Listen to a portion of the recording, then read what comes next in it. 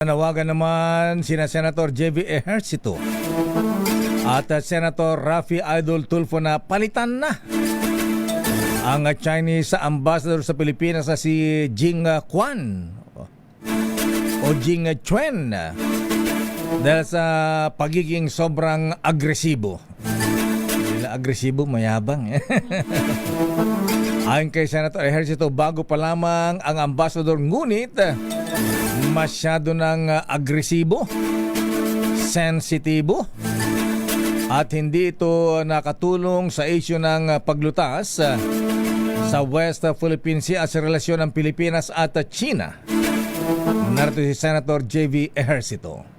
Bago pa lang itong Chinese ambassador, kung di nagkakami, wala pang 2 months.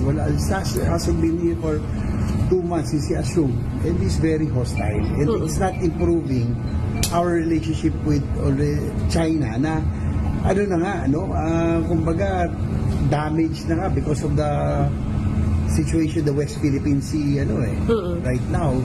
So instead of dousing cold water to the fire, he's adding fuel to the fire. So I think kung mas maganda, kung papalitan ng someone who is more diplomatic in dealing with the host country.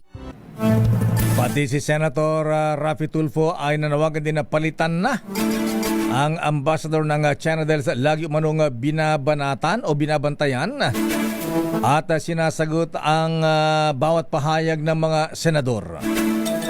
Sabi ni Tulfo, ang pagtindig ng mga senador ay para lamang iparating ang hinaing ng mga Pilipino sa mga apektuhang sektor sa West Philippine Sea at hindi dapat ituring na banta ng Chinese Embassy.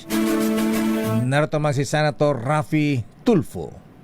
Itong isa masyado siyang sensitive and aggressive at the same time, parang balat sibuyas, and agresibo siya sa kanyang mga aksyon, yung kanyang reaction sa mga developments, sa mga nangyayari dito. I think, maybe, well, wala naman akong recommendatory power o wala akong authority para sa palitan, pero it will be best for the interest of the Chinese and Philippine relationship na siguro magkaroon ng bagong ambassador. Naku, baka deklarang persona non grata sa China, Hong Kong at Macau. Si Senator JB at Senator Rafi Tulfo. Hindi sila makakag-Disneyland lakay.